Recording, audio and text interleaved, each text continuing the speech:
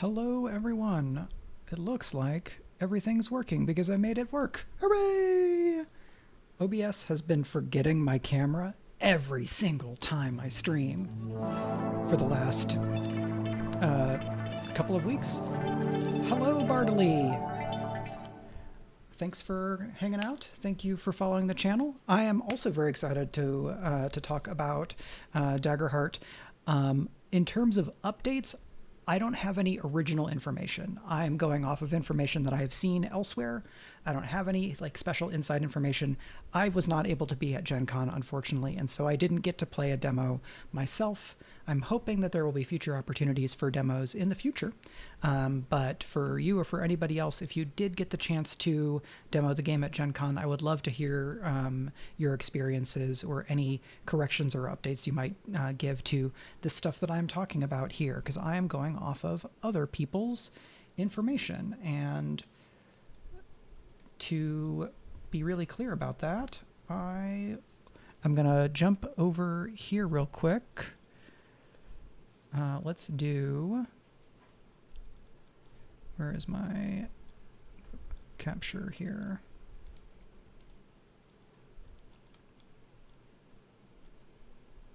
I'm going to turn this off real quick. I'm going to go down here and I'm going to post some sources into chat.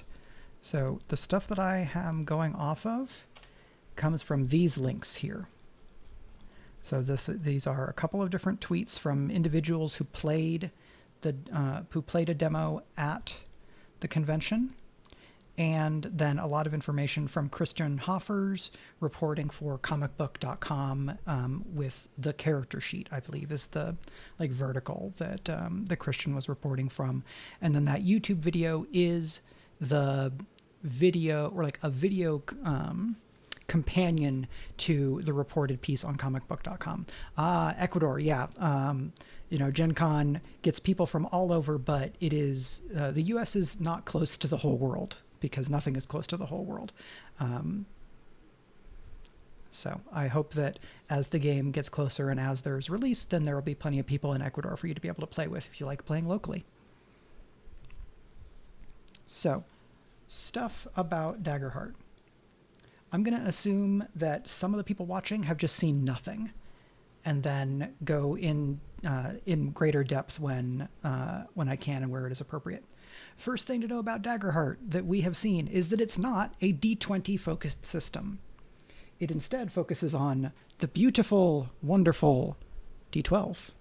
Here's a D12. It's still not that close. Hello. There we go. And it didn't ruin my focal length either.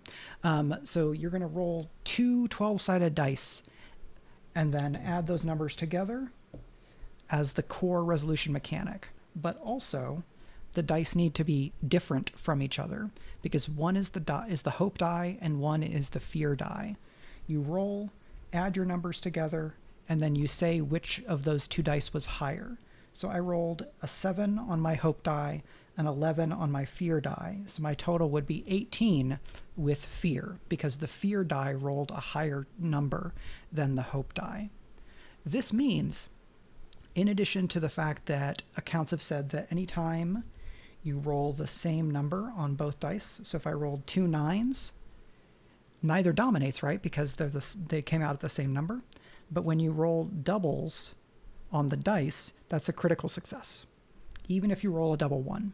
But my rudimentary statistical analysis and understanding of statistics says that if every option for doubles is a crit, that's still only a 1 in 12 chance of getting a crit in practice, because it's a 1 in 12 chance to get any given number, but then there's 12 numbers, and so you have 12 chances to roll, 12 different ways to roll the same number on 2 dice, and on each die there's a 1 in 12 chance.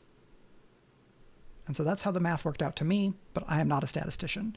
I just do some dice statistics because I also am into game design. For those that don't know me, I published a Star Trek pastiche one-page role-playing game last year called The Only Logical Solution is Hijinks, and I will get the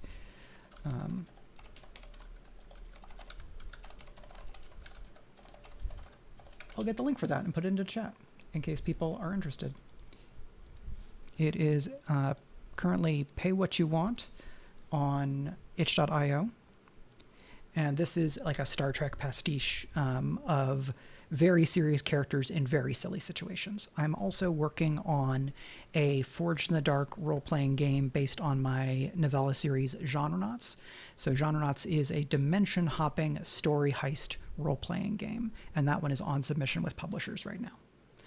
So that's a little bit more about me, just to give quick context before we dive into other stuff.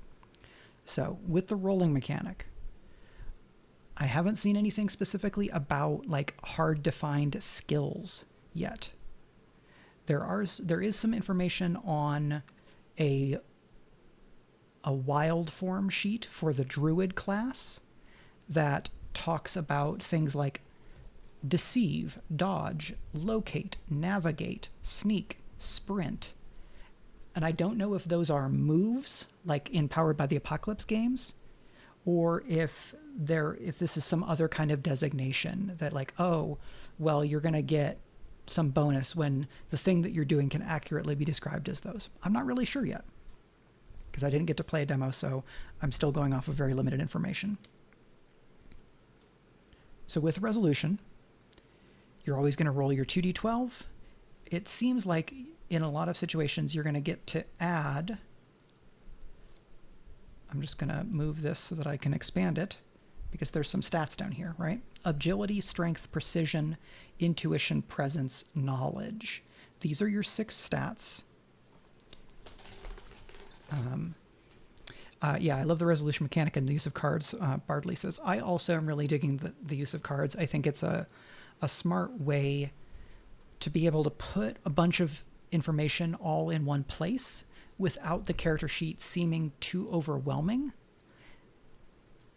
and helping provide some visual inspiration, right? Because just looking at the art on these cards, I get some of a sense of the vibe that the Darrington Press design team might be going for or encouraging players to tap into. Right here, we have this big person with a giant hammer who's a half giant. We have this kind of bustling late medieval city for Brightborn. We have this winged person for the Battle Angel that's not domain. The Battle Angel Foundation in the Seraph class. So that is that. Over the weekend, with information that was available at that time, I wrote a big Patreon post for my supporters at patreon.com/Michael R. Underwood.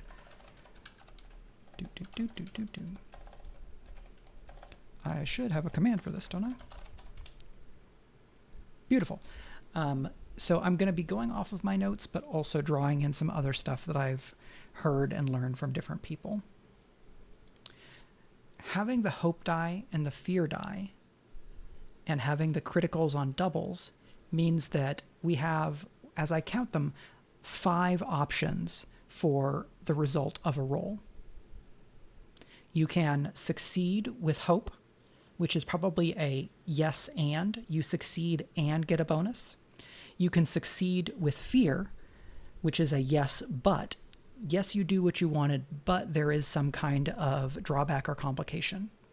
You get no but, which is a failure, but something hopeful happens. You either gain the hope resource or something else that is beneficial happens. And then you have no and. No, you didn't succeed, and because the die came out with fear dominating, some additional complication happens. So that's 4, but then if you roll doubles, that's a critical success. And a critical success seems like it is differentiated from a success with hope.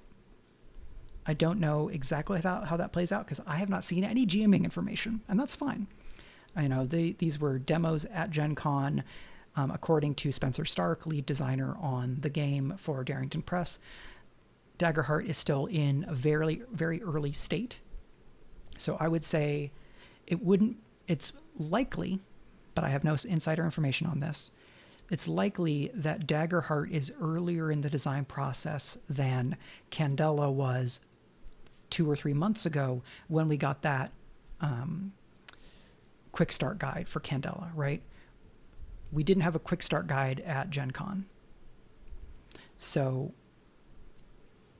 we should kind of gauge our expectations, thinking about both those in comparison to one another, but also just taking Darrington and the associated designers and staff at their word about where this game is in the design process, right? It's obviously far enough along that they have commissioned art, that they have fully designed character sheets and these other sheets like that.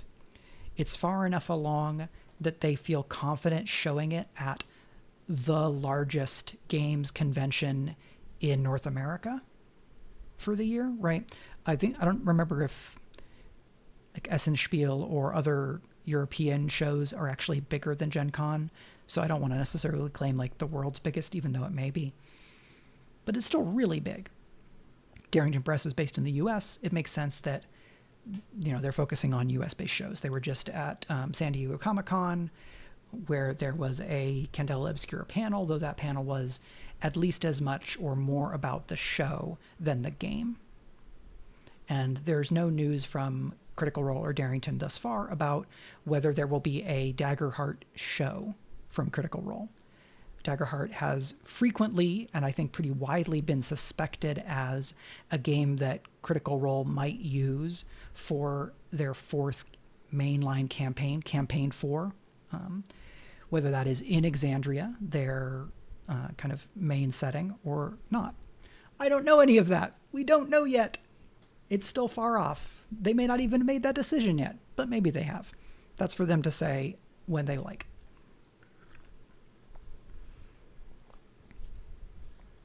So having 5 different result states, I think, can be really handy. I come from a background where in the last, 4 or 5 years, I've really mostly been playing, or most frequently been playing, games that are in the Forged in the Dark and Powered by the Apocalypse traditions. And in both of those traditions, this idea of a mixed success is really important. So in Candela Obscura, which draws notable influence from Blades in the Dark, the game that set the framework for the Forged in the Dark style. In Blades, you can have a critical success, a full success, a mixed success, and a failure. So that's 4 result levels. Candela also has those 4 result levels. Daggerheart seems like it could have 5 result levels, though the hope-fear axis might be accurately described as orthogonal to the success-failure axis, right? You succeed with hope, succeed with failure, succeed with fear, succeed with hope, fail with fear. But then you also have this critical result that is both hope and fear, but like mostly good, I guess, by all accounts. So it's not cleanly plottable on a 2-axis graph because you have this thing where the critical success is both hope and fear, but it's positive. So I'm not totally sure the best way to express that. I think the 5 levels of results may be a more effective way of thinking about it. So with that, you can do all the fun stuff that you get in a mixed result from other games. A lot of comparisons are being made between Daggerheart and Dungeons & Dragons 5th edition, understandably, because Dungeons & Dragons is the biggest TTRPG in, like, to my knowledge, the English-speaking world, right? There are other RPGs that are more popular in, like, Japan. In Japan, Call of Cthulhu is more popular by recent reports. And, there are lots of places in the world where people are playing RPGs not in English. But because of Critical Role's history playing Dungeons & Dragons, people are making these comparisons. But I think it is useful and productive to compare Daggerheart not just to Dungeons & Dragons, but also to a bunch of other games. And we're going to do some of that as I talk through all of these things. I've already been talking about Powered by the Apocalypse and Forged in the Dark games, right? So if I succeed with fear, I did the thing that I set out to do, but there is some kind of drawback. One thing that is discussed in Christian Hoffer's write-up at comicbook.com. Daggerheart First Impressions, Critical Role's new TTRPG blends crunch and narrative play in unique ways, from August 5th. One of the things that Hoffer talks about there is that if you succeed with fear, when your rogue character is trying to take a dash across a courtyard or something, I don't remember the exact detail, but you're trying to run across a dangerous area. If you succeed with fear, you might get where you're going, but an enemy gets an attack on you all along the way. There is some kind of drawback. Now, it might be that a success with fear there could also be, well, you get across the courtyard, but now someone has spotted you. One of the guards up on the parapets noticed you as you went across.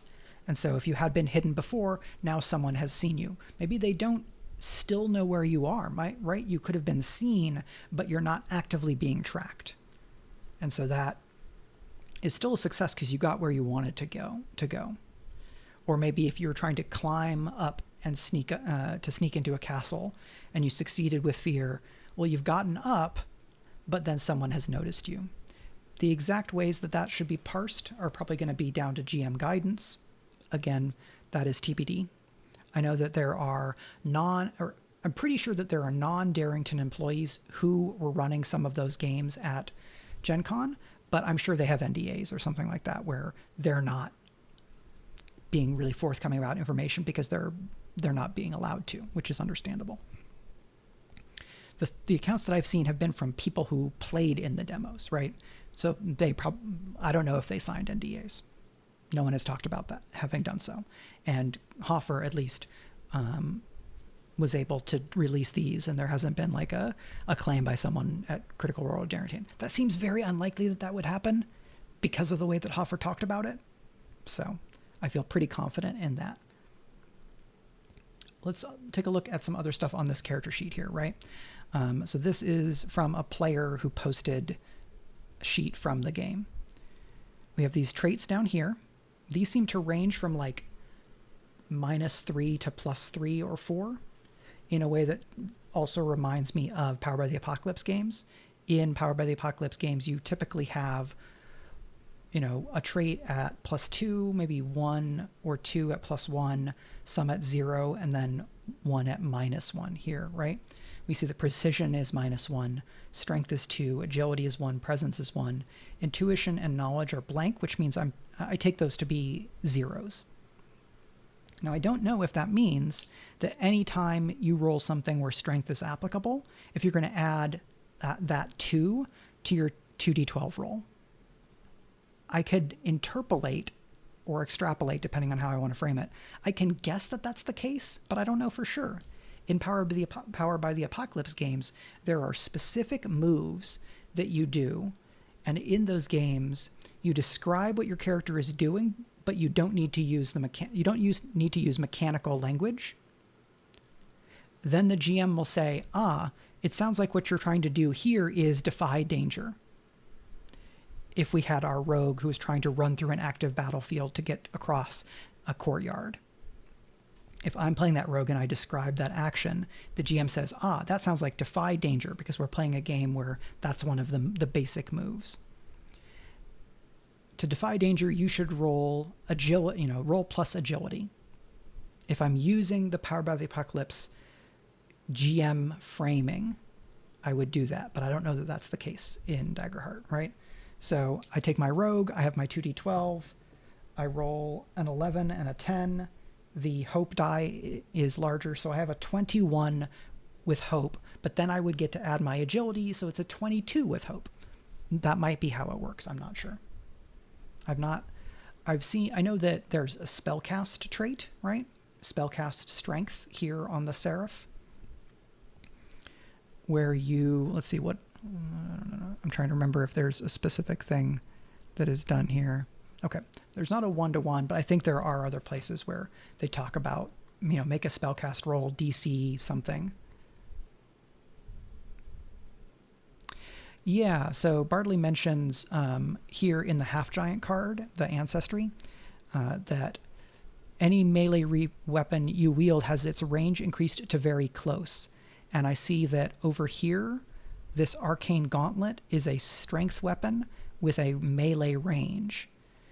By what people have said, the version of Daggerheart that was played at Gen Con seems to have has range bands, or kind of subjective narrative range, where there might be melee, which is kind of standard melee range, and then very close is a little bit farther away than melee, and then there might be like near and far. I use those terms because those are reminiscent of the range tags in a variety of Powered by the Apocalypse games. I think the RPG 13th Age also uses uses range bands instead of like squares or feet. This is probably one of the things that I've seen most show up the most often as something that people were unsure or was confusing to them. And I can certainly understand that, because if you're coming to Daggerheart from playing D&D, which I think is pretty common because it's incredibly popular and the association with Critical Role, and I go, okay, well, I know that my sword has a range of 5 feet, and I know that my polearm has a range of 10, and I know that Eldritch Blast has a range of 120 feet. So I always know, if I can tell how far, if I can measure the distance, I know what my range is. If you have a range of near on a magical attack, and you're not using a game board with squares, there may be some confusion about whether are you within near, or are you actually far away, and there can be some ambiguity.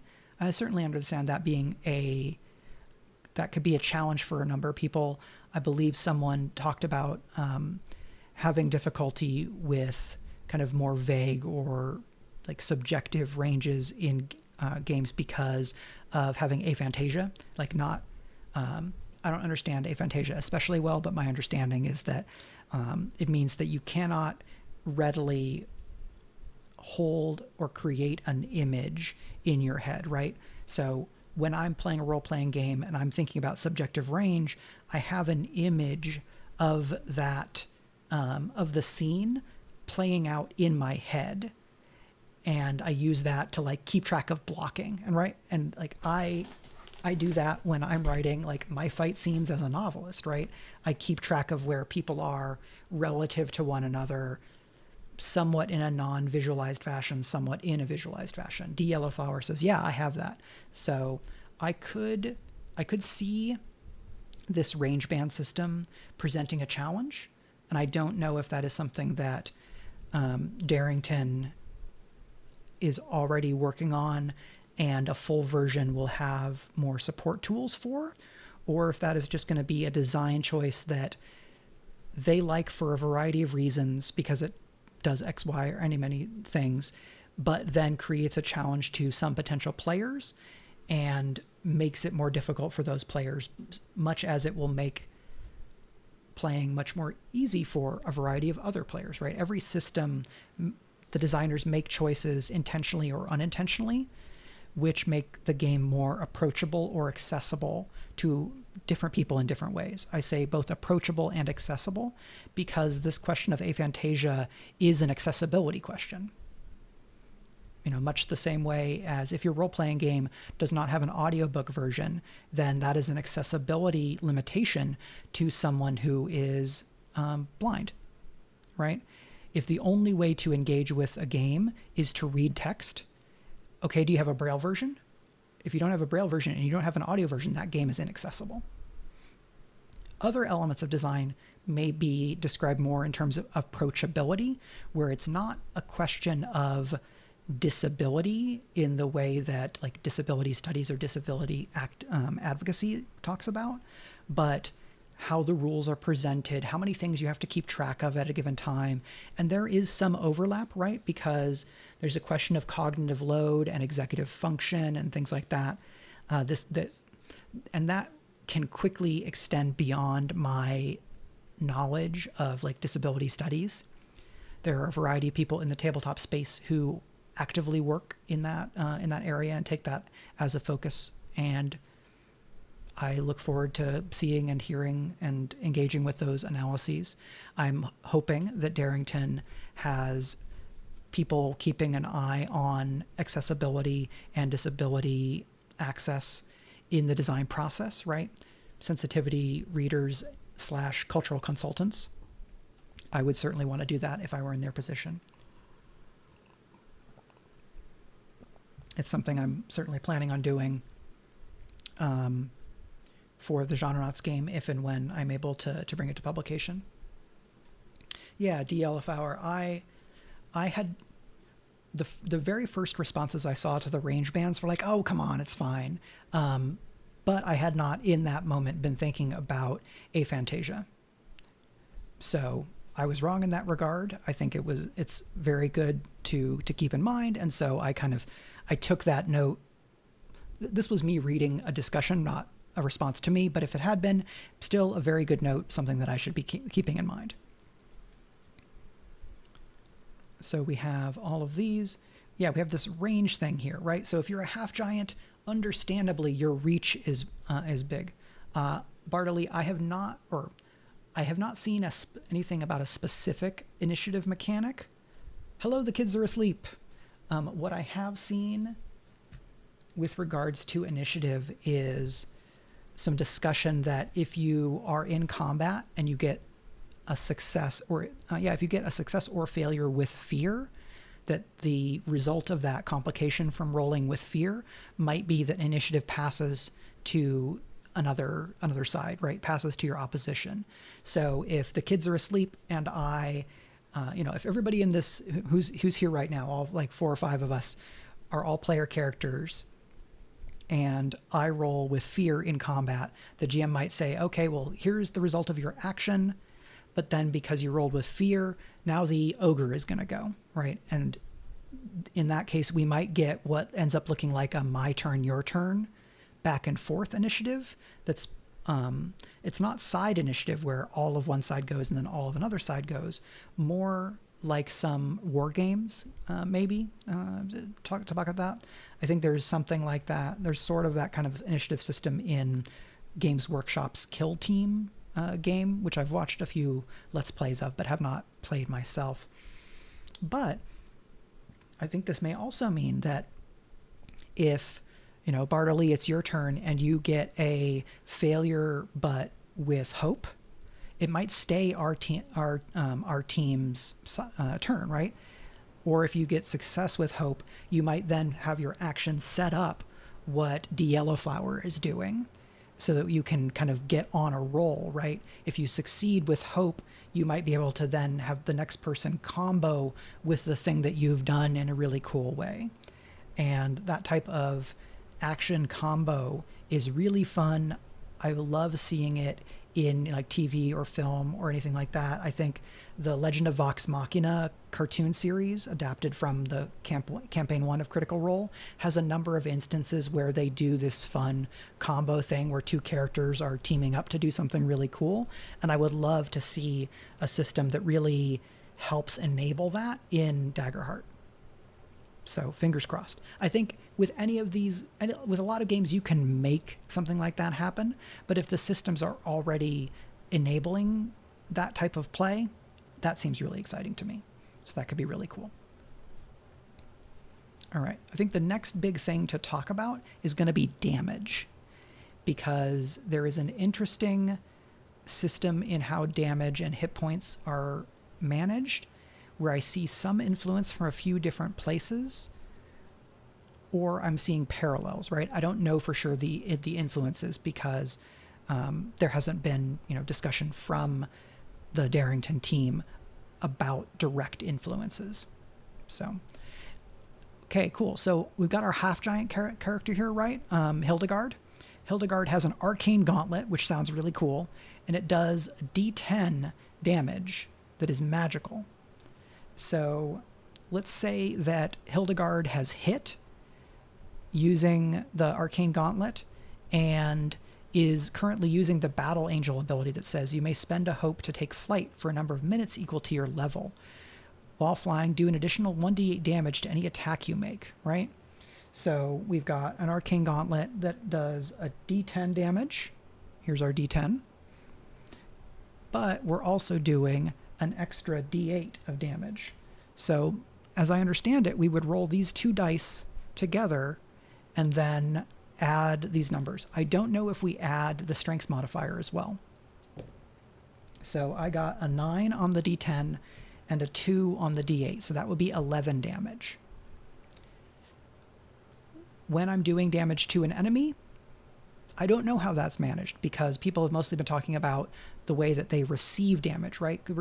We're getting accounts from players. I don't know whether monsters or enemies in Daggerheart have this hit point and stress system. So let's say that for whatever reason we're doing PvP, right? And Hildegard is facing off against their twin who has all of the same abilities. And so Hildegard hits with that D10 and that D8 against a character who has all the same stats. So that's 11 damage. We look at 11 damage and we go, okay, hit points and stress. 11 is smaller than 15, but higher than 10. When you receive damage, you look at your wound thresholds, is I believe what this is called, and depending on which threshold the damage breaks or meets or beats, I believe, that determines how many hit points of damage you take.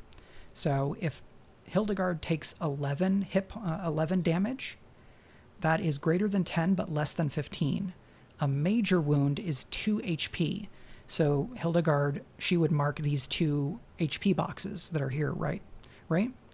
What this means is that there's a little bit of like a translation system where the damage numbers can go up, but then you don't also need to have a gigantic hit point pool, right? Hildegard, a half-giant seraph, probably seraph, has an additional hit point at character creation, so she has 7 hit points.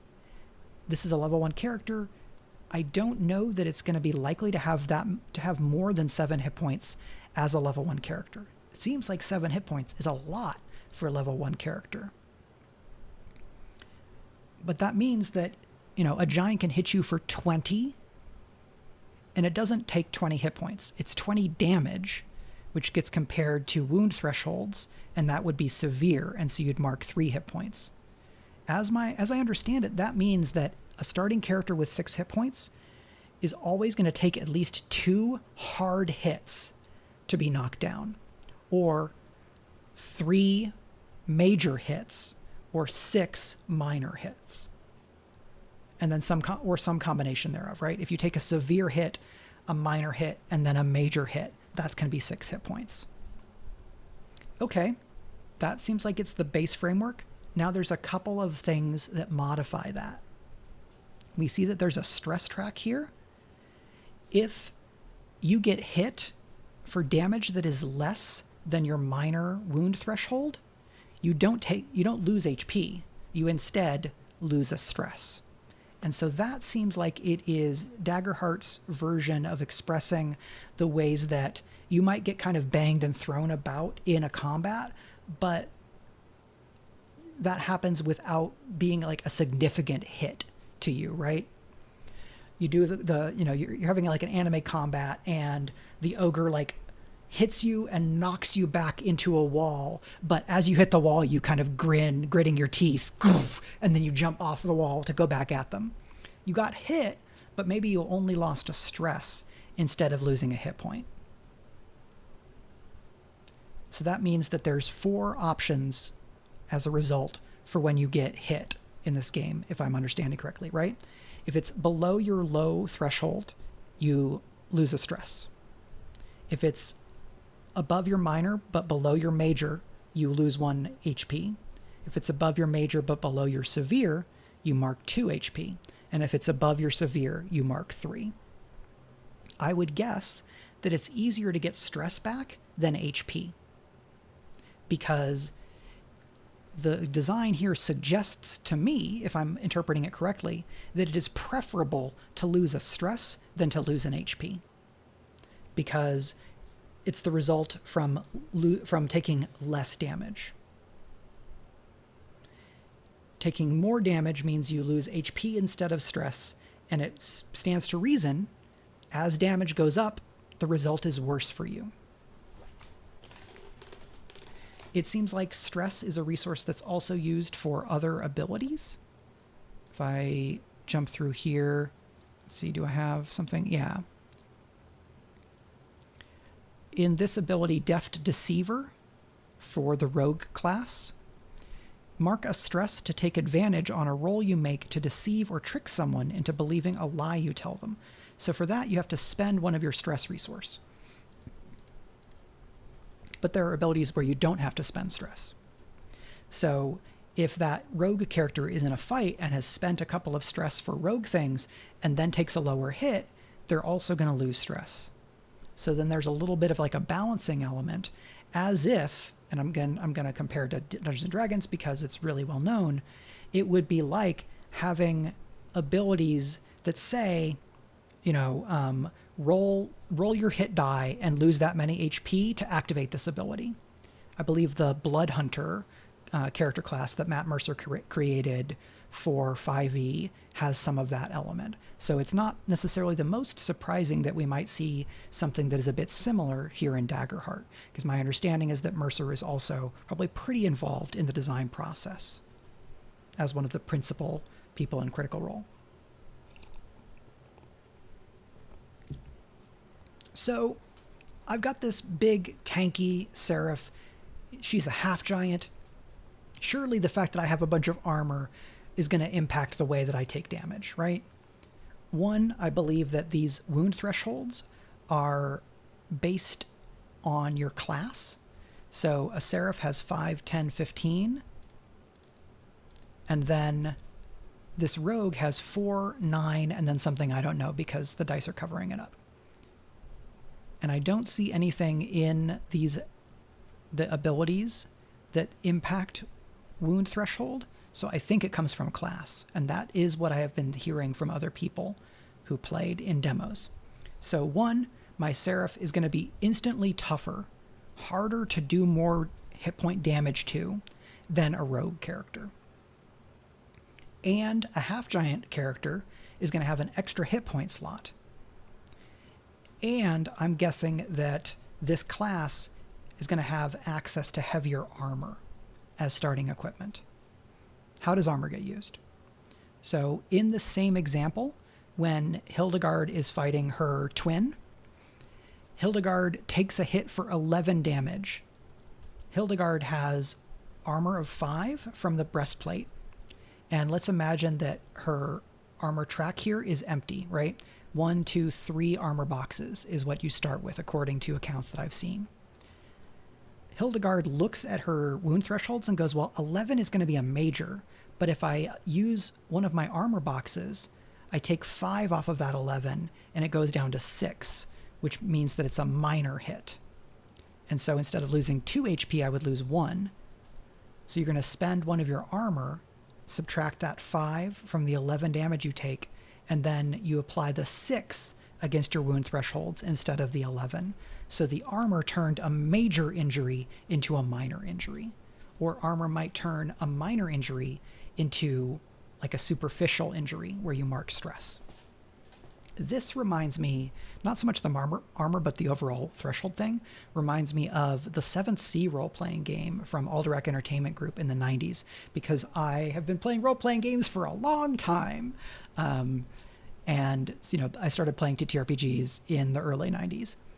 And then in the late 90s, I was playing a lot of kind of I don't know if they're avant-garde, they're sort of avant-garde role-playing games at the time. So World of Darkness became more mainstream over the course of the 90s, but then there were a variety of other games in the late 90s that, were new and exciting, and I was, getting into them.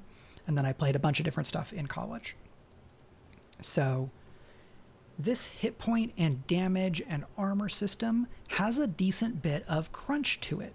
There is some strategy. You're picking when to use your armor on what kind of hit versus thinking about whether you're going to need your armor for something, later on in the fight. The amount that your armor takes off depends on your equipment, and then maybe a couple of other things. Your attacks have different ranges, so you want to stay a certain distance close or far away from different enemies. That all seems pretty cool. Something that I have experienced and seen people talk about with kind of more rules-light role-playing games is that they wish there was a little bit more texture or crunch or nuance or intricacy to combat, right? In a game like Lasers and Feelings by John Harper, you have one stat, and basically all types of rolls are done with a single resolution system. There isn't a different way of rolling for combat versus diplomacy versus engineering versus piloting. And that makes things very simple. It makes it really easy to know how you're supposed to roll the dice. But if you're looking to tell an action and combat focused story, or a story where combat is a major element and you want to be able to have that, you want to have cooler choreography is maybe one way of thinking about it. A combat system that has a bit more of this intricacy may help make it easier to tell a story with that level of texture and detail that you're looking for. Because I studied martial arts and have played role-playing games for a long time, I feel pretty good about my ability to describe an interesting combat, even in a game with more simplistic rules. But tabletop role-playing games are collaborative in most cases, right? We're not talking about solo RPGs. Daggerheart is not presented as a solo RPG. You know, if I was playing, was it Rune by Spencer Campbell, that is a solo RPG. So I could describe the combat all myself and make it as good as I can. At that point, I'm writing a fight scene as if I was writing a short story or a novel. That's cool. But if the tools of the game give more people options and information that they can utilize and think through to imagine the details or to feel the emotion of the fight, that may be useful for a group that is really interested in having cool, memorable, emotional fight scenes as a part of the story, right? You remember the time that, the ogre swung a whole tree and picked you off the ground and threw you across the field into another tree, and you took that severe hit, and you would have been knocked out of the fight if not for the fact that you still had a use of armor, and you were able to use that, and the severe hit became a major hit, and so you still have 1 hit point. So you get, clobbered, you hit the tree hard, your breastplate cracks, but you land on the ground like, lungs pounding, and get back up to keep fighting, right? That's really cool. That, to me, is not too hard to get to in kind of expressing the mechanical interactions into fiction, right? The fiction was the ogre is attacking you, the ogre hits, the ogre does 18 damage, Hildegard has exactly 3 hit points left. Hildegard's player says, I've got one use of armor left, but if I don't use it, I'm out of this fight. And so tick off the last bit of armor, the 18 becomes a 13, now it's only a major hit, mark 2 HP, you've still got 1 left, you're in the fight. Ta-da, there's the system. Kind of all the wounds and armor and that kind of stuff is interacting. What I don't know is a lot of other things about the combat system. Do enemies have damage thresholds? Do enemies have hit points? Do enemies have stress? Are there different types of enemies that have different levels of these mechanics, right? Does a random minion not have stress, just hit points? When the other thing I'm very curious about is if you're out of stress and you take a hit below your minor threshold, what happens? Do you then take 1 hit point of damage where you're so tired out that there's really no difference between a glancing blow and a minor blow? Or when your stress is out, does some different thing happen, right? Like, are you out of the scene if you're out of stress? How do you get stress back during a scene? I've seen descriptions in from these, the cards and the sheets of a long rest. Here, the prayer dice. This ability, the starting move, prayer dice for the Seraph, says when you finish a long rest, roll a number of d4 dice equal to your spellcast trait and store them below. So spellcast trait is strength, and then there's up to 6 slots here. That means that there's long rests in the game. Long and rest are capitalized, so that seems like mechanics to me. And I've heard people say that you can repair your armor, basically refill, like emptying your used armor boxes, as a short rest activity. So that makes it seem like this game does have short rests and long rests. Do you get all of your stress back on a short rest? If you do, is that the only thing you can do on a short rest? I know that there's a druid ability. It's not in any of these images, but it is in the video that Christian Hoffer posted. One of the druid abilities lets you spend hope and roll a d4 and give that many hit point, or it lets you give hit points back to somebody. I don't remember if there is something that recovers stress, but that would not be surprising. One of the things you can have as a starting character is a minor stamina potion. Does that refill your stress?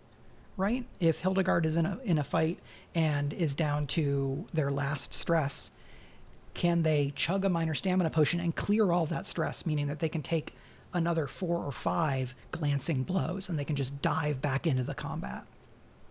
That seems like it could be pretty cool, right? You have a health potion that gives back HP. You have a stamina potion that gives back stress. I can understand calling it a stamina potion instead of a stress potion, right? Because you're not gaining stress. You want to get rid of stress is maybe the framing. Plus, stamina potion is a more familiar phrase, right? It's easier for someone who's familiar with fantasy adventure games to understand, instead of, oh yeah, you have a stress potion. What? Why would I want a potion of stress? Well, maybe that's why they want to call it a stamina potion. That's my guess.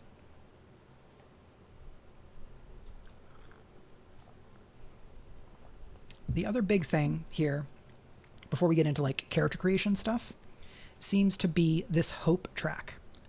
Hope here, you start with 2, earn these when you roll with hope. Spend 1 to help an ally or 2 to help yourself. People have described that you can have advantage on a roll, and that means adding 1d6 to the result of your roll, right?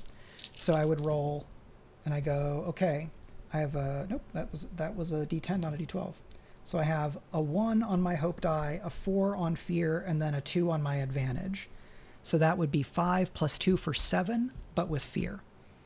Or again, I roll, I've got an 8, a 3, and then a 5 on my advantage. If you have disadvantage on a roll, you take a d6 and you subtract that from your total.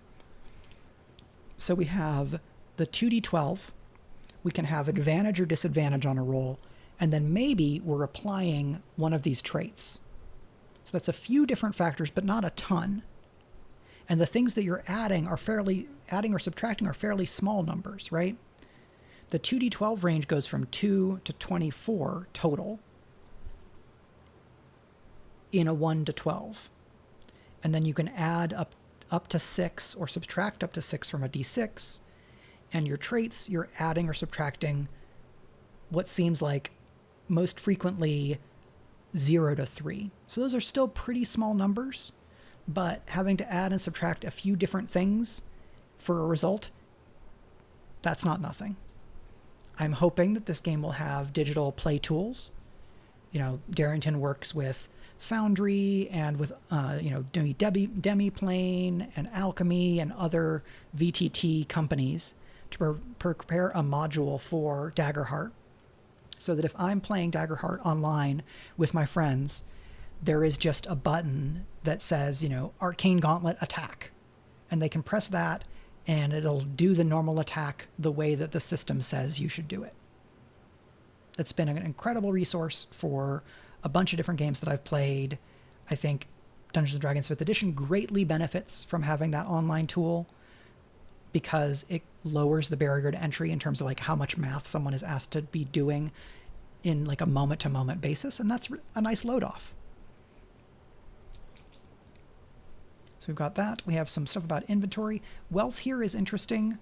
My guess, and this is totally a guess based on like design intuition, is that there's 5 handfuls of wealth to 1 bag, 4 bags to 1 chest, 3 chests to 1 hoard, and 2 hoards to 1 fortune.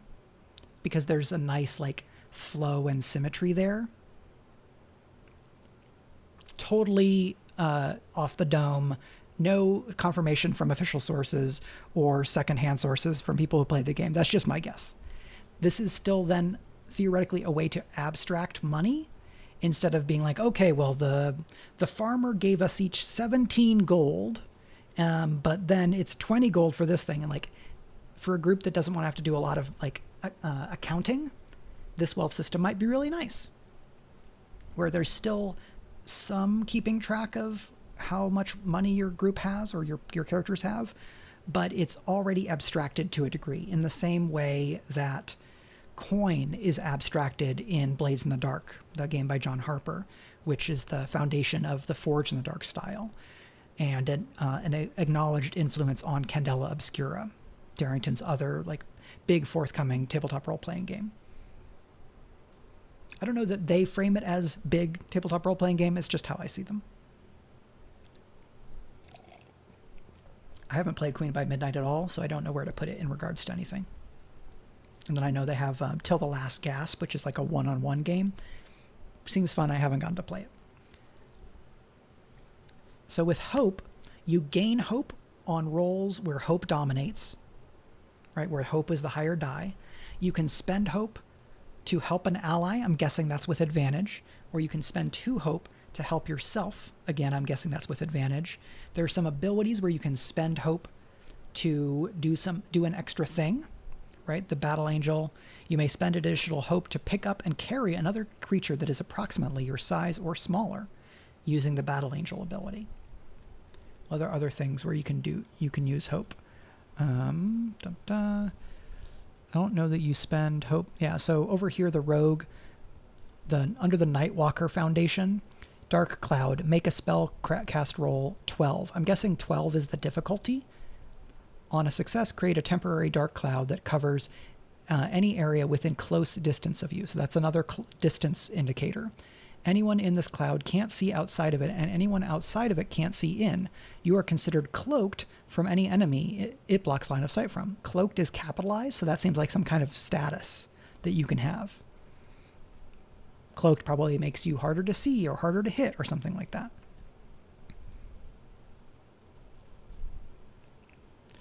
And this ancestry, Qatari, which is like cat people, I guess.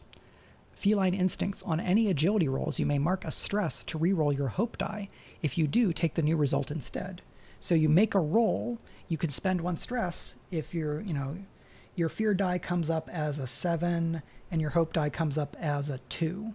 It's like, well, that's only a 9. That might not be enough. And currently I'm rolling with fear. So I'm going to spend a stress and re-roll that 2, and now it's an 11. So not only am I going to gain a hope, or regain a hope, probably from rolling with hope, but my total is 18 instead of 9. Well, that's great.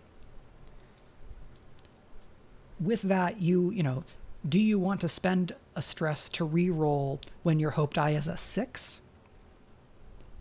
That's a lot riskier, right? Because you have to take the new result, versus being able to take the higher result of 2 in other times when you can like make those kinds of modifications. Other things that are interesting to look at here from this Qatari character, Flufftail. We have lighter armor here, leather armor. It has the light trait or feature, which says +1 to agility, which is great. And then 3 armor over here, and the wound threshold's 4, 9 something. So now we can look at character creation. Okay, this is part of character creation, but this is like the fiction part of character creation. There is a page that is shown in the video that walks through character creation, but I don't want to just directly pull from that video. So for your character, you're going to have a class. You're going to pick a foundation. This is the foundation card. You're going to determine your character's traits. You're going to pick a community and an ancestry. Your class gives you a starting move. So every seraph has prayer dice. Every guardian has unstoppable. Let's take a look at something here, though. Guardian says Valor and Blade. It has this shield, which I guess is Valor, and this axe, which I'm guessing is Blade. If we look at the Seraph, they are Splendor and Valor. So we have that shield, which is Valor, and then we have this kind of half starburst, which is Splendor. These are domains. And then the abilities that you get are picked from domain decks. So here we have this rogue. The rogue's domains are Midnight and Grace. So I'm guessing this is Midnight and this is Grace, but that's just a guess. Each of these abilities comes from a deck that is kind of oriented per domain, right? So pick and pull is, as far as I guess, from the Midnight domain. When you have a starting character who's level 1, you get to pick 2 domain cards. I'm not sure if it's 1 each from your 2 domains or if it's 2 cards and you can pick from those 2 domains. What I have heard is it seems like there is a shared domain deck for the table for each domain, right? So if I have a Seraph and a Guardian at the same table in the same group, they are both pulling from the Valor deck. And for starting abilities for domain cards, they can probably only take level 1 cards. People describe that they got a choice from 3 cards. I'm guessing that's 3 per domain. So the Seraph is pulling probably Forceful Push from Valor and Bolt Beacon from Splendor. So if the Seraph takes Forceful Push, the Guardian can't, because they're pulling from the same deck in Valor.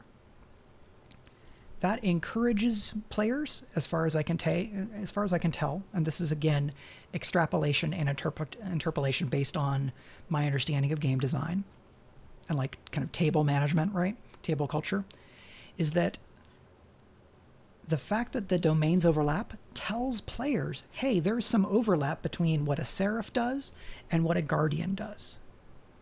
And that makes sense. If a Guardian is like a tank warrior type, which they seem to be with the unstoppable ability, maybe a little bit of like barbarian in there because of what unstoppable does. But if a Guardian is like a non-divine tank and then a Seraph is like a divine tank, okay, well that's some overlap. That Valor domain overlaps.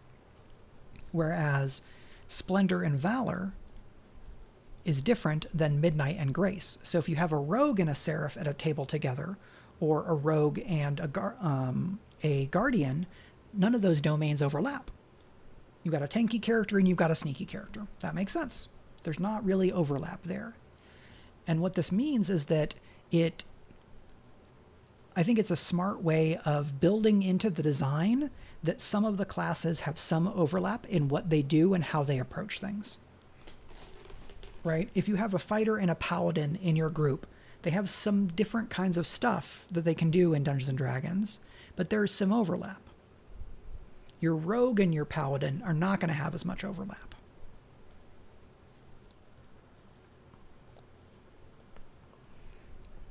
And what that means, I wonder if that means that in a group, in a large table, right, if you've got 6 player characters and there are 10 classes, how many domains of overlap will there automatically be if there's 6 player characters, right? Are there 10 classes and 10 domains?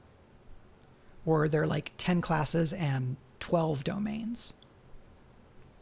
We have Midnight and Grace, Valor, Splendor, Blade. Yeah, so that's 5 already across 3 classes. Other domains that I have seen What other domains have I seen? I'm just checking my notes here. Someone mentioned in another stream that they thought that the Bard had the Arcane domain and Grace. And so maybe that overlaps with the Rogue, right? And that makes sense. Rogue, Bard, if we're using kind of D&D informed understandings, the Bard and the Rogue have a little bit of overlap. I would guess that a Wizard class might have the Arcane domain and then something else. The Sorcerer character that I saw had...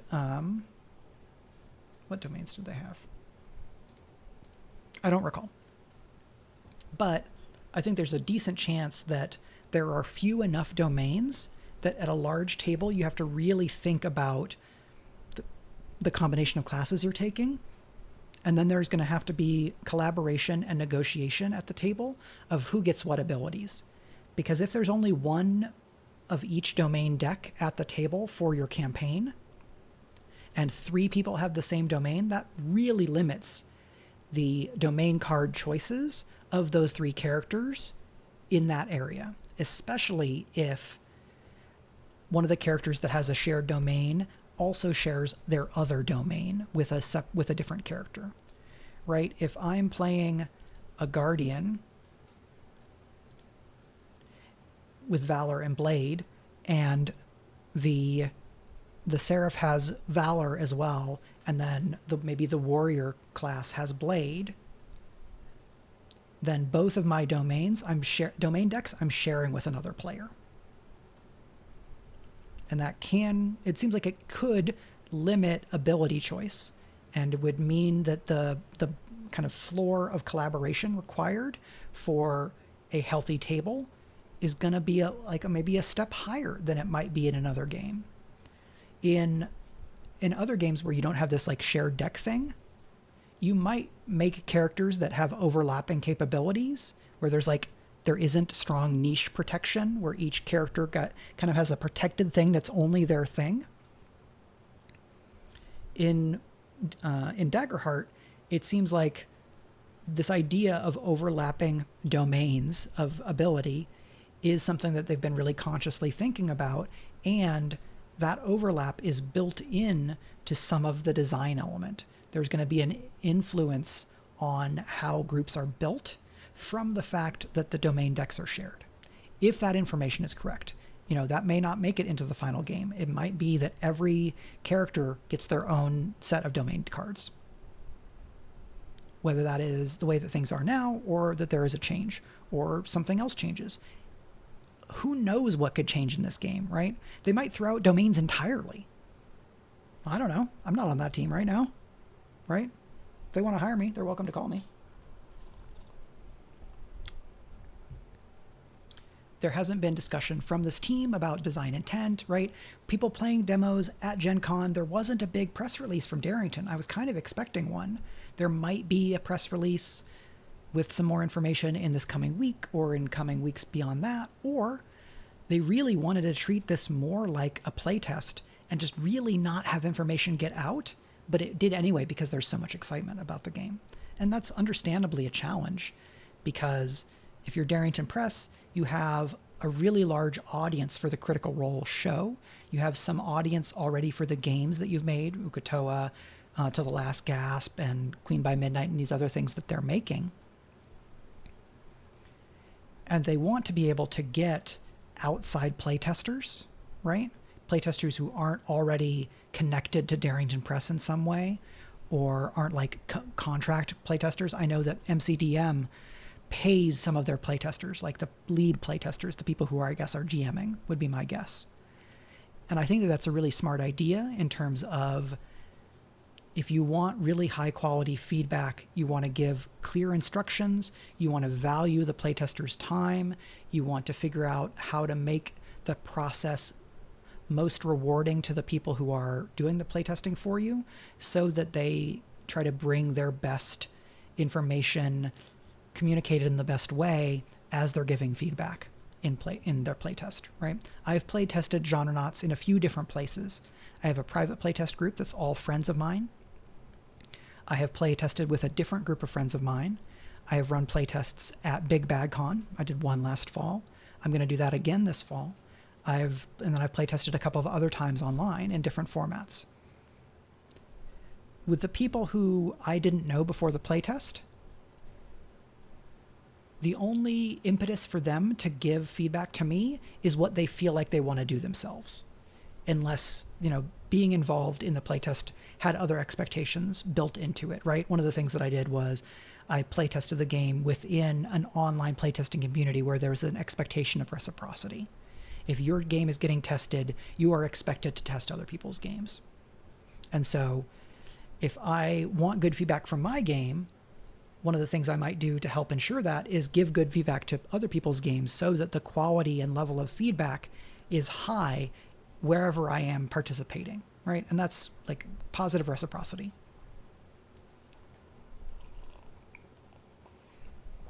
So if Darrington said, Gen Con is huge, we're going to get people from a bunch of different backgrounds, and we want to get a lot of playtest data for this stage in the design that we are, because we want feedback about some big things. Maybe they want feedback about how initiative works. They want feedback about how damage works, about the use of the cards. Who knows? Any number of things. And this gives them a large data set. But what they wanted to do with that data was then go and do more design work, not we're going to debut the game in these demos at Gen Con, and then we're going to have a big press release, and then we're going to release a quick start kit in September. I don't know, that may not be their plan. I might guess that it's probably not their plan because of the way that Spenser has talked about the game being in a very early stage. Christian Hover talks about it as being actively playtested. These demos, I think, are also probably good to consider as playtests, though I don't know whether players were given like a formal playtest form or anything. The GMs may just be kind of collating feedback themselves and feeding that back to Darrington. I'm not sure. So we may get this burst of information from Gen Con and then not hear more stuff about Daggerheart for months.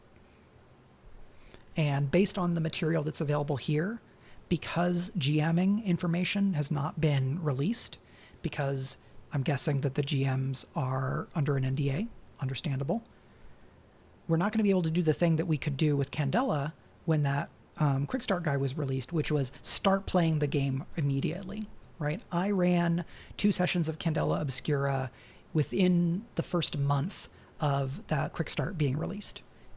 People are doing Candela Obscura actual plays now. People are running the game on Start Playing Games, where I do my weekly game of Blades in the Dark. Shout out to my Blades in the Dark players. I love you. You're wonderful. Cheers.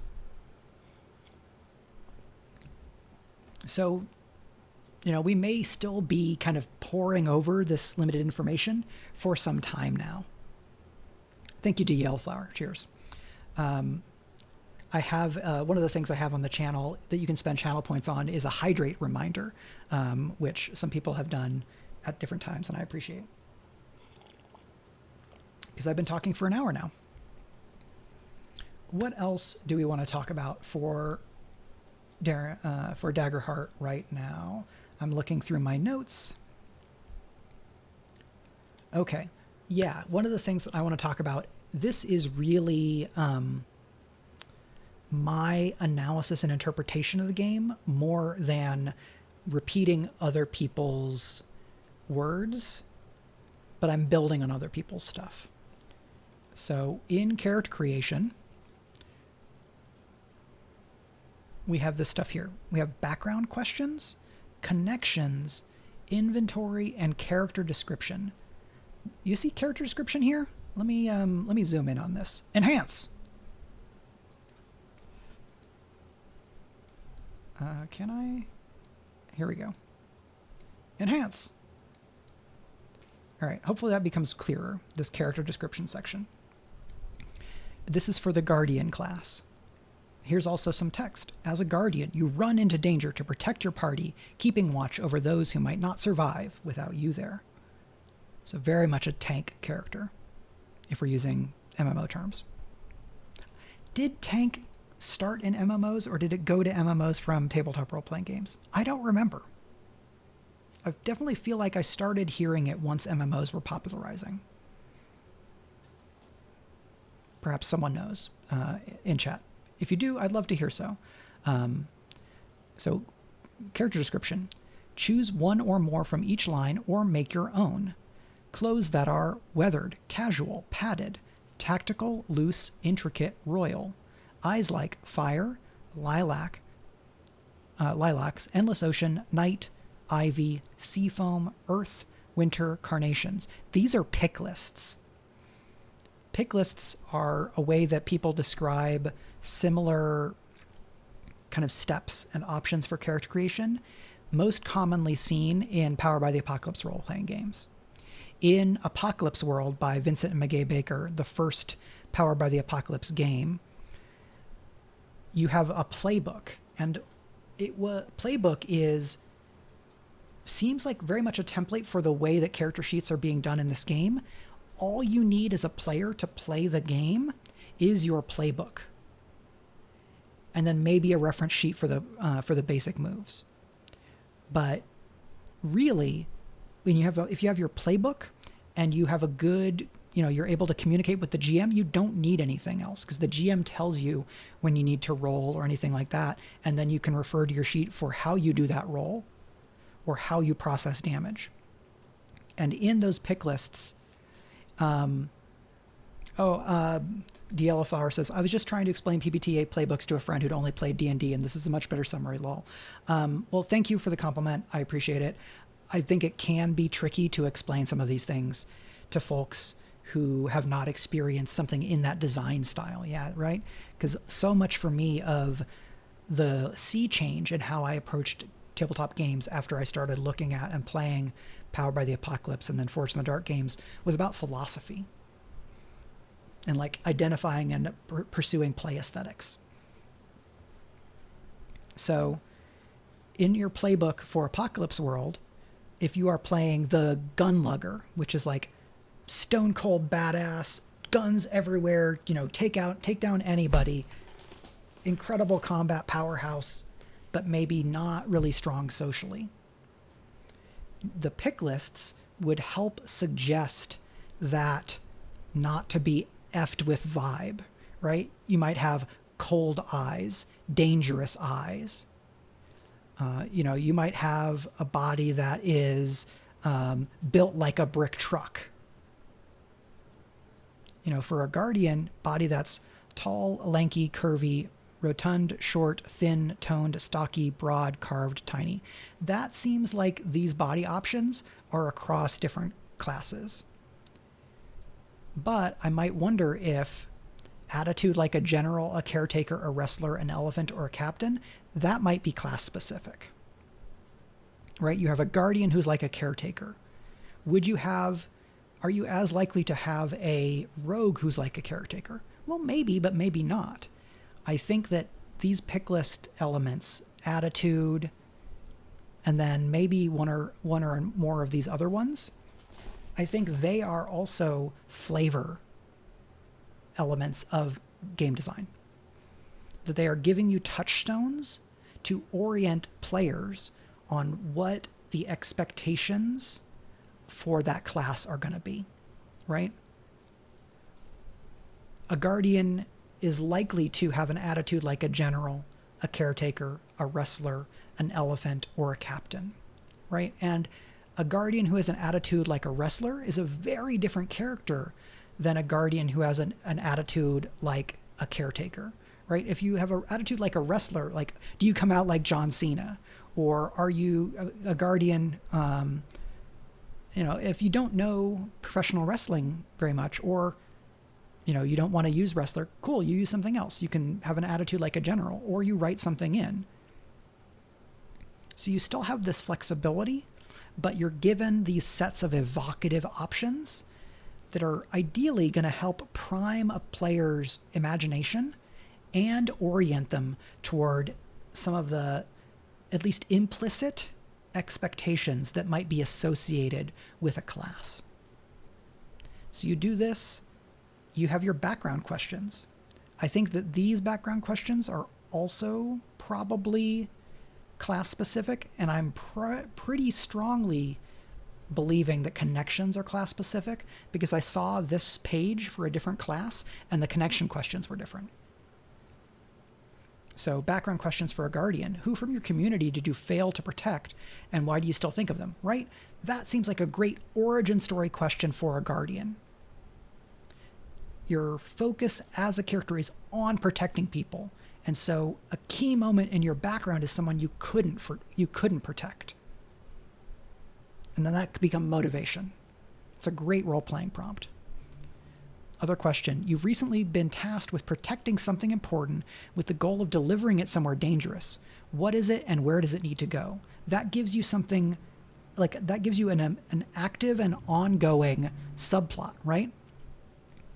I have, a message for the Council of the Republic, and it needs to go to the council on the other side of this nation.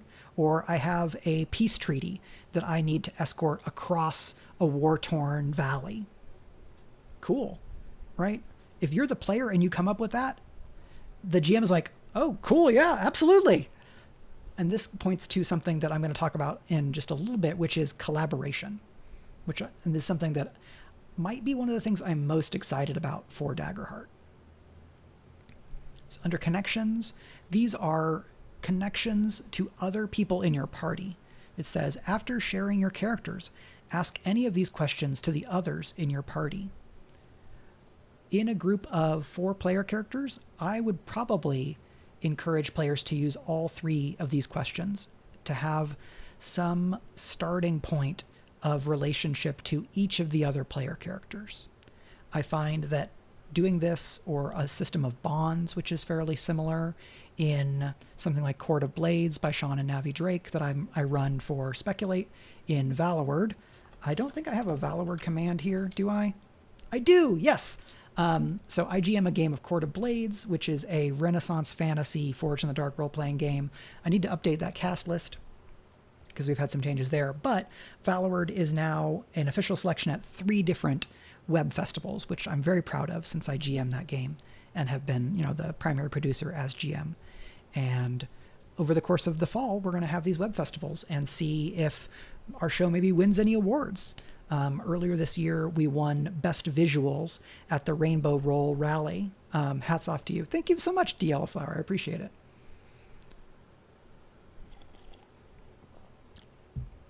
So I think that part of the success that we've had with Valaword has been because the game gives you bond prompts that are distinct for each playbook, which I find it really cool.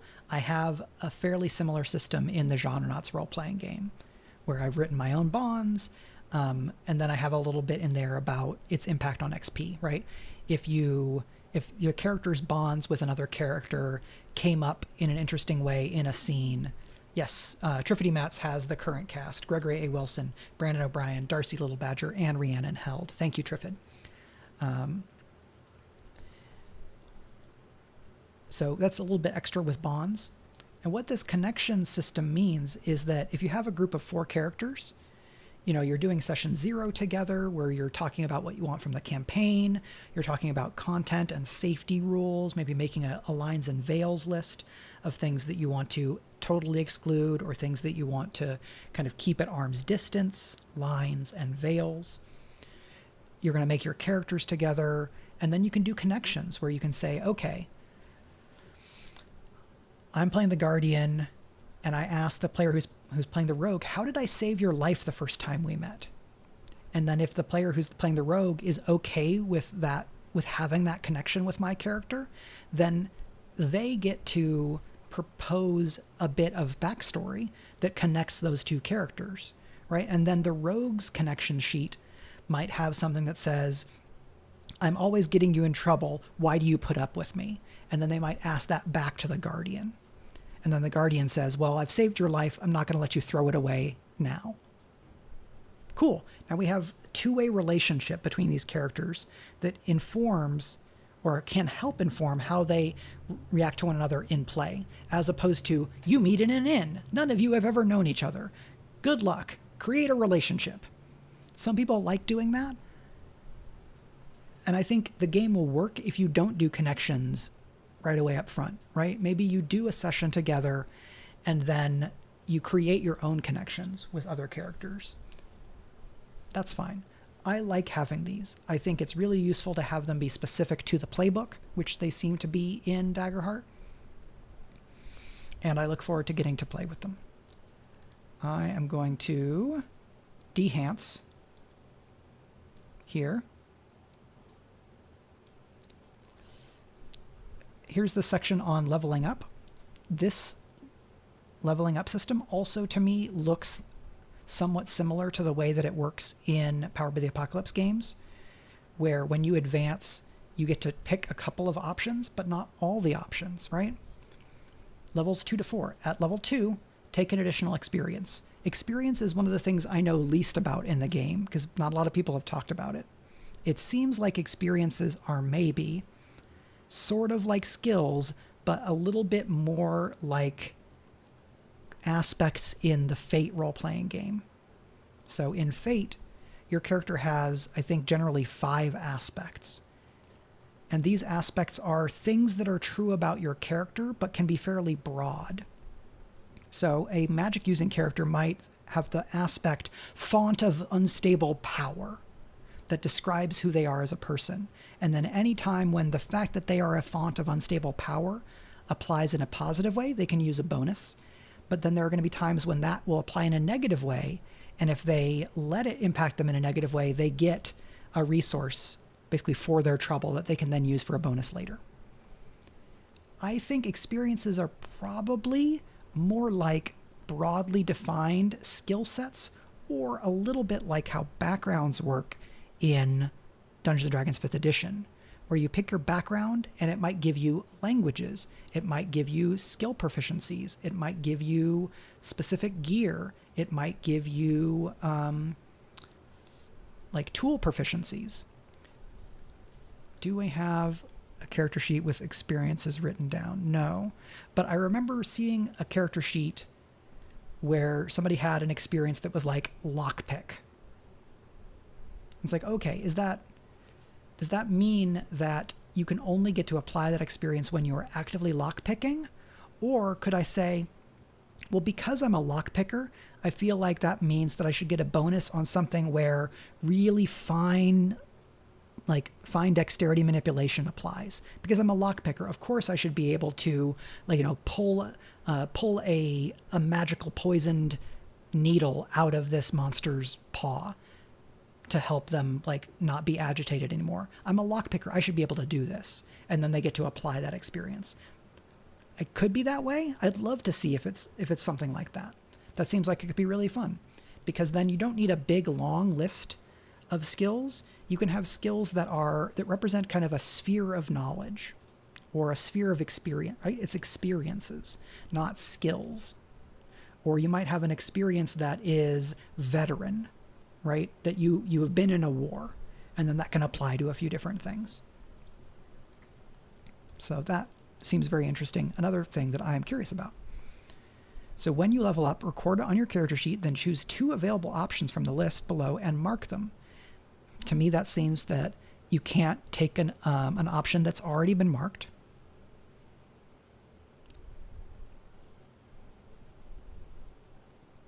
Yeah, braid their hair. That would be fun. So my Guardian becomes level 2.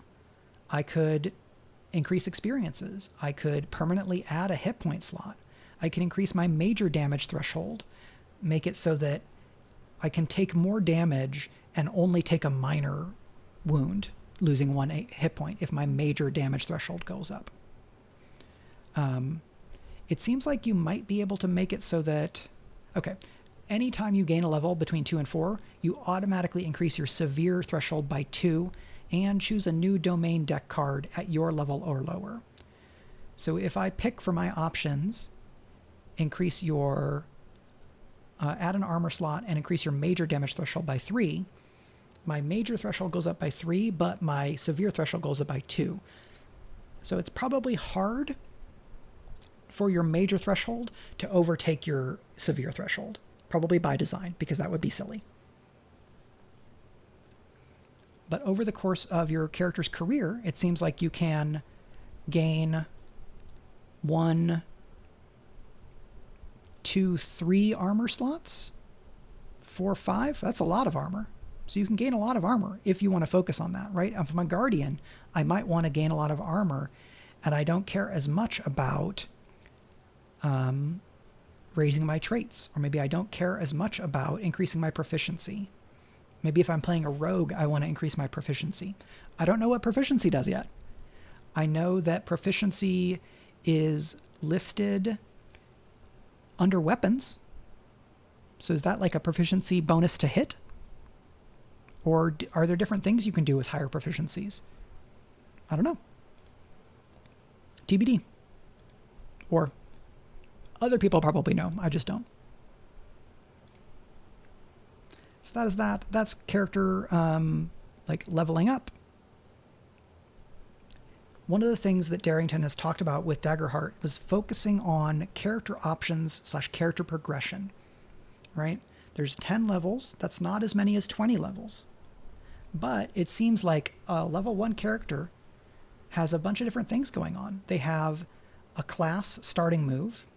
They have a foundation, which gives them a move. They have an ancestry and a community, each of which gives them at least one benefit.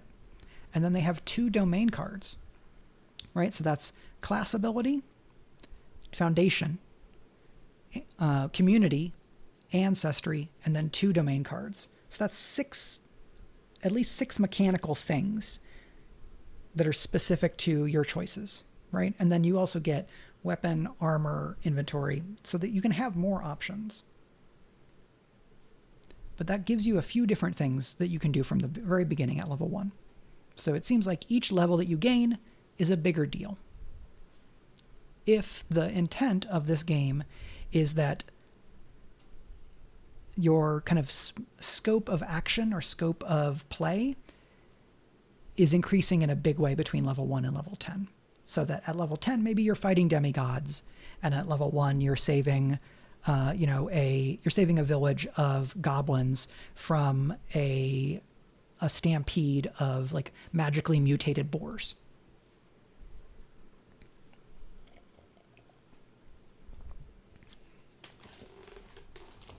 So the last thing I think I want to talk about today, because I can tell that my voice is straining a little bit, and I've been sick the previous week, is I want to talk about expressivity and collaboration.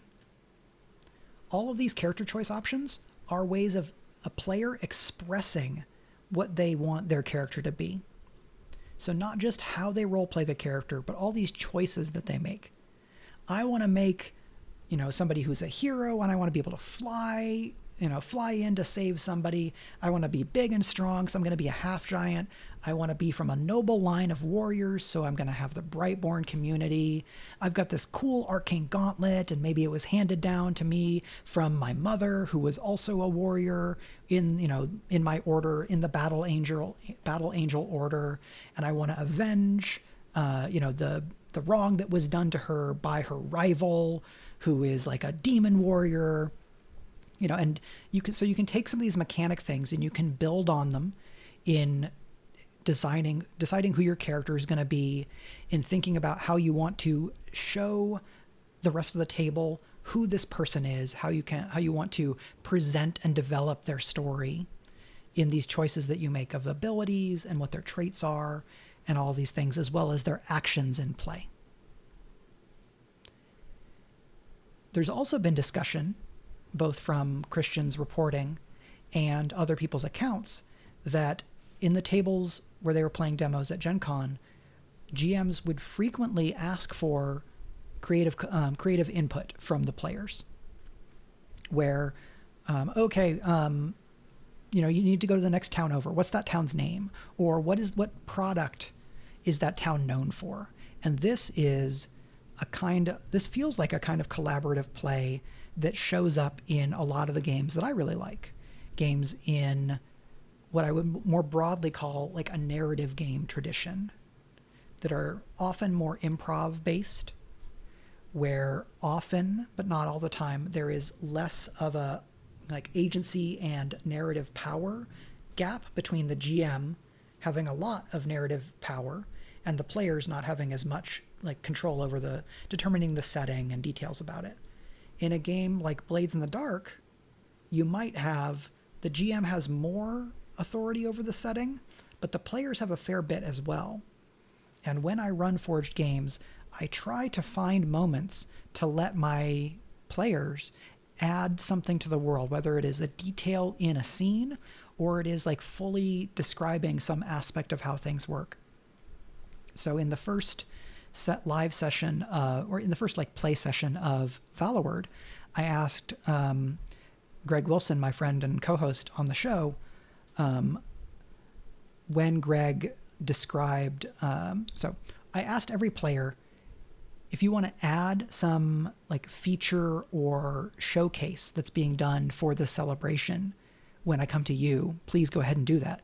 And so Greg described this troupe of people who were demonstrating historical martial arts styles and like the history of fencing and duels in Valorword, and just made all of that up. And then I asked like a follow-up question on that. And then I said, there's another Bravo there that you know, who is it? And so Greg created a character, and we went back and forth a little bit and figured out who this was. This is Rodriguez, the Bravo of House Ferrist, who Greg's character has like a friendly rivalry with, where they poke at each other, but it is lovingly and with mutual respect. And that all came because I made space in the scene and solicited creative contributions from the player, and then did what I could to collaborate with them and dig deeper, fill out this idea so that it was more kind of more fleshed out, and so that I could ask the things that I needed to know to connect what Greg was talking about and creating to what I already had in the game. It seems like Daggerheart may be set up for that process to be pretty important in the game. And that reminds me a bit of a game that I think probably also has some influence on Daggerheart, or is likely to have influence, which is a game called Dungeon World. And that is a game by Sage Latora and Adam Coble. I don't talk about Dungeon World very much anymore because a few years ago, Adam Coble did a pretty egregious violation of player trust in role-playing a scene, did not use safety tools well, did not respond well to kind of in-the-moment player feedback. And then when there was additional criticism of his actions, more things came out about previous bad behavior in kind of less public spheres. And so understandably, I have been less excited to promote a game where one of the core designers is someone who has that track record of doing harm within the TTRPG community. And that's unfortunate because I find a lot to admire in Dungeon World's design. It's not a perfect game for me because, in my experience, it's like an indie narrative game using a lot of the elements of the OSR, of like trying to recapture the dungeon crawler gritty vibes of a lot of early D&D and D&D-like games. My interest in heroic fantasy adventure is not really OSR oriented. It is more kind of forward-looking, inclusive, diverse world building kinds of heroic adventure fantasy. And I feel like Daggerheart is more pointing in that direction than in the OSR direction of Dungeon World. But they have some similarities because they're both reacting to, or seem to be reacting to, Dungeons and Dragons in different ways. And in Dungeon World, one of the principles is draw maps and leave blank spaces, or perhaps draw maps but leave blank spaces, where the GM will hold more loosely to the reins of control of the setting. And some people have said in analysis of Daggerheart that they are curious whether, does this mean that Daggerheart isn't going to be the game that Critical Role uses for Campaign 4 because Critical Role so solidly has Matthew Mercer as the GM, right? He is the initial creator of that world, even though other people have come in and added to it in collaboration with Critical Role and Darrington Press. Is that a mismatch with how Critical Role plays? That's for Critical Role to decide, right? If they want to shift or change some of how they approach things, that's up to them. Whether that is because they already wanted to be doing that and they're working with the design team, Spenser and the other designers that are involved, to create a game that helps them play the way that they want to, or whether this game is just designed to facilitate a certain type of play that they think people are going to get excited about, even if they never play it on Critical Role. That's certainly possible.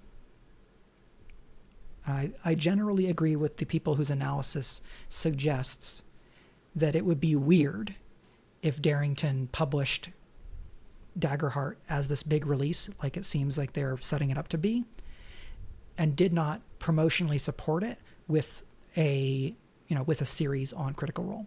So it may be that there is a Daggerheart series that is not Campaign 4, right? Absolutely doable. Candela Obscura, 1 game a month across a number of months, 3 episode chapters, right? We had 3 episodes GM'd by Matt Mercer. Now we're going to have what I'm guessing is 3 episodes GM'd by Spenser Starke. Will there be a chapter 3 GM'd by yet another person? Could be. This Candela might go on and on and on, right? Because we can change circles, and they could, 2 years from now, we could have chapter 12 with a brand new circle, totally new players, right? Full on anthology series of 3 episode chapters in one setting. I could absolutely see that. I don't know whether that format will then, does that then inform how Daggerheart works? Well, Daggerheart is meant to be played across a longer time frame, right? Darrington has talked about Daggerheart as a long form game. And they've talked about Candela Obscura and I think Illuminated Worlds more broadly as a game for short series. And so a Daggerheart series played once a month. Okay, well, is that going to take multiple years? Well, maybe that's the way to do it. Or maybe they bring people in and then they shoot 20 sessions across a couple of months, and that's the campaign. Or they shoot that campaign in clusters. I know that Dimension 20 shoots like a 10 to 12 episode season over the course of a week or so, if I'm remembering correctly. So there's a bunch of different models, especially because the live to tape model where you record a show but don't stream it live gives you a lot of flexibility in recording, because it doesn't have to be, I know that every week at 4 p.m. Pacific time, I have to be in the studio, which means I have to get there an hour early. And I know that created challenges for Critical Role cast in those earlier seasons, because all these people are still working actors. Like, they're doing voice acting, they're doing screen acting and other things like that. So having the studio that they have now and having the ability to tape in different scheduling formats, it means that whatever challenges there are in how they might want to present a Daggerheart series, if they choose to make one, those become easier to manage. I would love to see a Daggerheart series, because I really hope that this group, the Critical Role team, or some of those players and some other people they bring in, could enjoy and show off a more collaborative, rules light game, still in that heroic fantasy genre. Because Critical Role has been this jumping on point for so many people in the TTRPG world.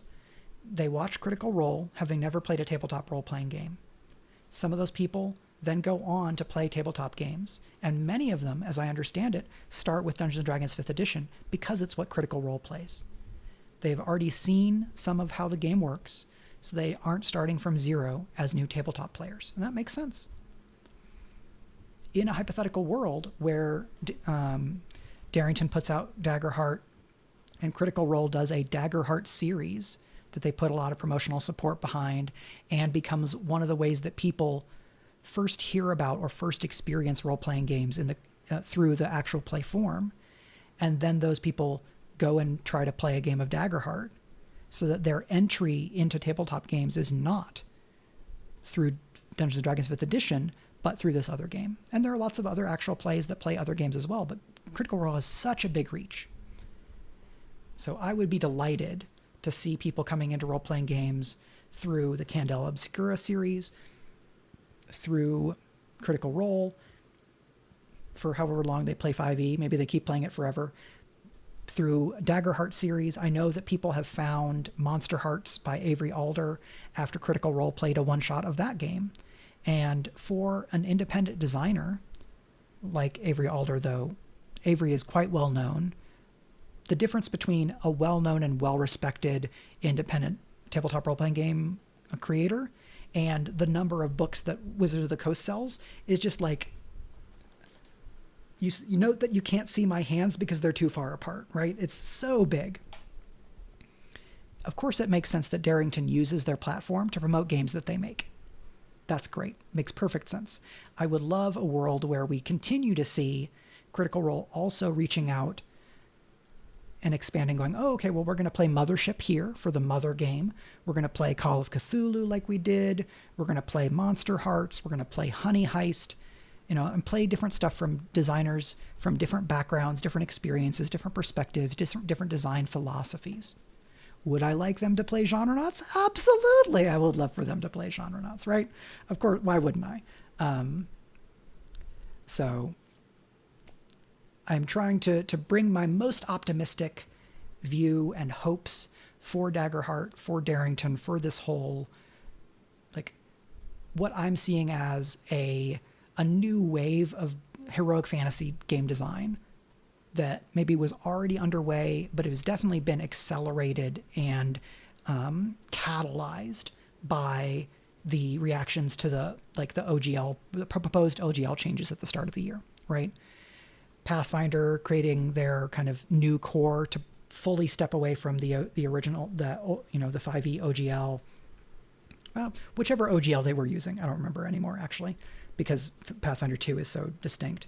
MCDM making their own game, Kobold Press making Tales of the Valiant, Cool Name Goes Here by the folks who did Ataltis, who are some folks that I know, and Dungeon of the, is it Mad Mage, Wild Wizard?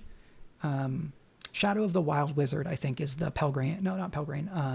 Schwalbe Entertainment game that is similar to but distinct from Shadow of the Demon Lord. What's Mad Mage? There's some other thing. That's a title for a different thing. So we're getting all these games that seem like they are going, okay, well, there's stuff we love about the type of stories and games that D&D enables, but we want to do it a different way. Either we want to do it our way and not be vulnerable to some weird like rights change, or we want to take a different framing on it, the way that 13th Age and Pathfinder and Shadow of the Demon Lord are all different takes on some of those similar elements. Shadow of the Demon Lord is more dark fantasy. Dungeons & Dragons 5th edition is published to be really pluripotent in terms of the subgenres you're able to do. And so it strives to create support for all these different modes, right? You play the same game in Ravenloft as in in Spelljammer, as in Planescape, as in Dragonlance, and so on and so forth. Well, Daggerheart or any of these other different games, they don't have to go as wide. They can take a different approach and foreground their own design and setting philosophies, and that gives us more options. So I play a lot of Dungeons & Dragons 5th edition. I have a lot of fun playing those games. It's a great way for me to be able to play with people who focus on playing that game. It means that I have learned a lot about how the game works. So I have a lot of opinions about some of the design choices, and that informs how I can think about the way that people approach games that I make, because there's a really good chance that someone who approaches a game I make has Dungeons & Dragons 5th edition as a touchstone because it's so popular. And so that makes me a better designer, both that I know the most popular game and because I've studied and played all these other games, right? And so I want to play Daggerheart so I understand what Darrington is trying to do. I've liked what I've seen from Candela, where there's a lot more material available for Candela Obscura. I enjoyed running it. I think it will be a great way to introduce Critical Role fans to more narrative-forward tabletop role-playing games. And I'm curious what Daggerheart will then enable, because we have some information, but as discussed, it's listed as a 2024 release, and we don't have a lot of other information. So we speculate as much as we like. I say speculate because that's the name of the actual play show that I do, and because it's basically the type of discussion that I can do at this moment, because I wasn't able to do a demo. If I'm really lucky, maybe Darrington will be doing demos of Daggerheart at PAX Unplugged, and I'll get to go to PAX Unplugged, and I'll get to play it there. Or maybe there'll be demos at Big Bad Con, and I'll get to play it there. Or maybe there'll be like a public playtest that they put stuff out for, I don't know, this week or September. I have no special knowledge about any of that. I imagine that people will continue to speculate and talk and analyze this material that's come out from Gen Con. More details will probably come out over the course of the week as the various people who got to play in demos, return home, rest up from the con, review their notes, and then talk about their experiences. So that is going to be that. Almost 2 hours on a game that we're just seeing dribs and drabs of, because there's a lot to talk about, even from what we've seen. So just a quick run around the table again of some of the different images that have come out for the game, a few of the different classes, and things like that.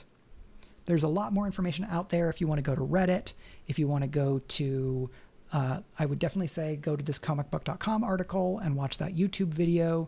There are other people who are streaming their analyses and some of their takes on things. Then there's the people who are who played in the demos and they're able to speak from their own experiences and all things like that. I'm just going to the post that I made for my Patreon, and I'm going to pull out those links again, because I want to cite my sources. So that's a few people speaking about or sharing information from their demos, and then this both the article and video from the character sheet at comicbook.com by Christian Hoffer. So thank you to Christian. Thank you to everyone else who has been able to share their experiences from playing Daggerheart, and I look forward to seeing and hearing more. For this stream, I want to say thank you to D. Yellowflower and Triffity Mats, and to Bardo Lee and The Kids Are Asleep. And I'm scrolling through to make sure anybody else, and to anyone else who has been hanging out and watching and lurking.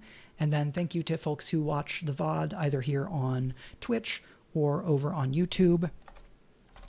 If you are new to the channel, thank you so much for joining us today. My name is Mike. I publish as Michael R. Underwood. I write science fiction and fantasy adventure stories. One of the series I'm known for is Genrenauts, a dimension-hopping story heist series, which is the series that I'm adapting into a Forge in the Dark role-playing game. And if you want information about that, I will pull that up as well, because it's also on my itch. The Genrenauts game is on submission right now, which means you cannot currently buy it, but if you become a patron over at patreon.com/Michael R. Underwood at the $3 level or higher, you do get access to the current game draft, as well as all of my design diaries as I talk about the process of making the game. So if you're into game design and the game Genrenauts sounds interesting to you, you can go over and check that out, decide if maybe you want to jump over on the Patreon.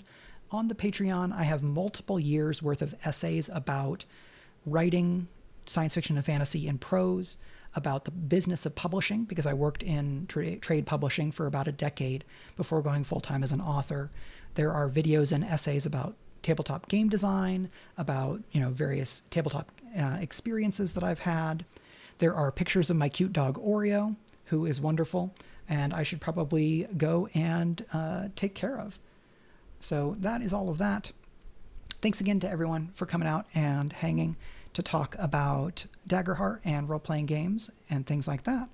And I will be back for another stream sometime this week, but right now I'm going to go take care of my voice. Thank you all very much, and I'll hope to see you next time. Bye.